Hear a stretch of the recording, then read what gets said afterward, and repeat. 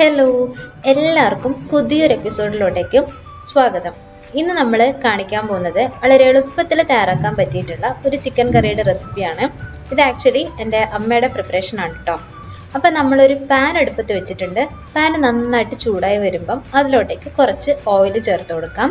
Oil നന്നായിട്ട് ചൂടായി വരുന്ന സമയത്ത് അതിലോട്ടേക്ക് കുറച്ച് കറുവപ്പട്ട, ഗ്രാമ്പു, അതേപോലെ തന്നെ ഏലക്ക ഇത്രയും ചേർത്തിട്ട് ഇതൊന്ന് മൂത്ത് വരുന്നത് വരെ നമുക്കൊന്ന് വെയിറ്റ് ചെയ്യാം.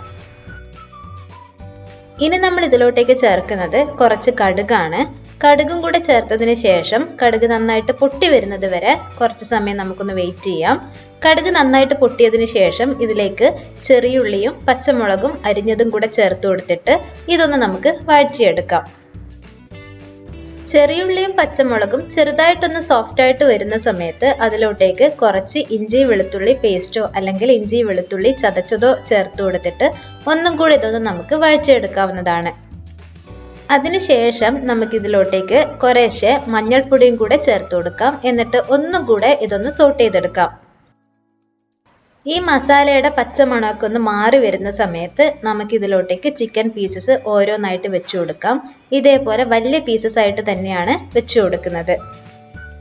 ഈ ചിക്കൻ കറി നമ്മൾ തയ്യാറാക്കുന്നത് ഒട്ടും വെള്ളം ചേർക്കാതെയാണ്. ചിക്കനിലുള്ള വെള്ളം മാത്രമാണ് ഉപയോഗിക്കുന്നത്. ചിക്കൻ പീസസ് ഒക്കെ പാത്രത്തിലോട്ടേക്ക് വെച്ചു കൊടുത്തതിന് ശേഷം അതിൽ ഓൾറെഡി ഉള്ള മസാലയുമായിട്ട് നന്നായിട്ടൊന്ന് മിക്സ് ചെയ്തെടുക്കുക. ഇനി നമുക്ക് ഇതിലേക്ക് ആവശ്യത്തിന് ഉപ്പും കൂടെ ചേർത്ത് കൊടുക്കാവുന്നതാണ്.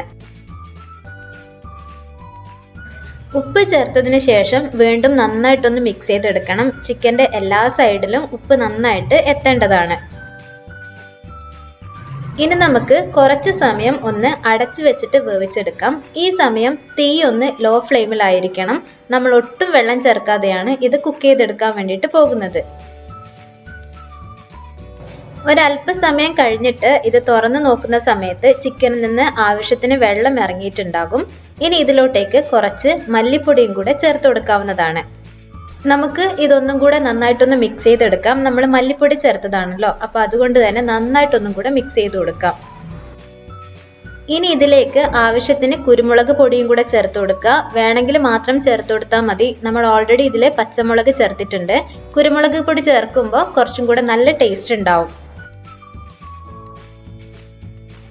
ഇനിയാണ് നമ്മൾ ഇതിലേക്ക് തക്കാളി ചേർക്കുന്നത്. തക്കാളി ചേർത്തതിന് ശേഷം നന്നായിട്ടൊന്ന് ഉടച്ചു കൊടുക്കാവുന്നതാണ്.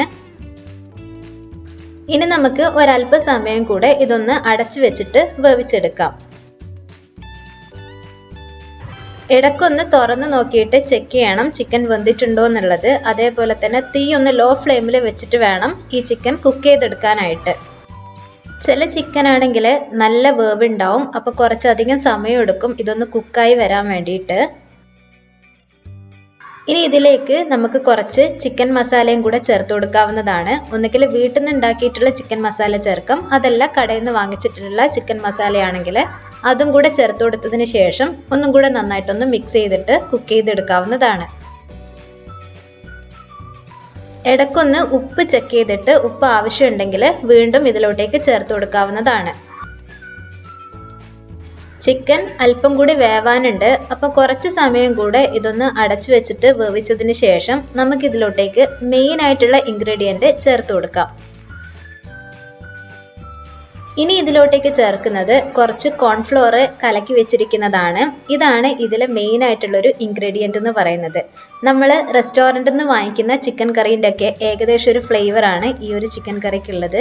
നല്ല ടേസ്റ്റി ആയിട്ടുള്ളൊരു ഐറ്റം ആണ്. ചിക്കൻ നന്നായിട്ട് കുക്കായതിനു ശേഷമാണ് നമ്മൾ ഇതിലേക്ക് കോൺഫ്ലോർ കലക്കിയത് ചേർത്ത് കൊടുക്കുന്നത്. അതിനുശേഷം നന്നായിട്ടൊന്ന് മിക്സ് ചെയ്തിട്ട് നമുക്കിതിൻ്റെ ഫ്ലെയിം ഓഫ് ചെയ്യാവുന്നതാണ്. ഇന്നത്തെ വീഡിയോ നിങ്ങൾക്ക് ഇഷ്ടമായിട്ടുണ്ടെങ്കിൽ തീർച്ചയായിട്ടും ലൈക്ക് ചെയ്യുക, ഷെയർ ചെയ്യുക, സബ്സ്ക്രൈബ് ചെയ്തിട്ട് കൂടുതൽ വീഡിയോസ് കാണുക. വീണ്ടും നല്ല വീഡിയോയുമായിട്ട് അടുത്ത എപ്പിസോഡിലൂടെ നമുക്ക് കാണാം. അതുവരേക്കും take care, bye bye. Thank you for watching.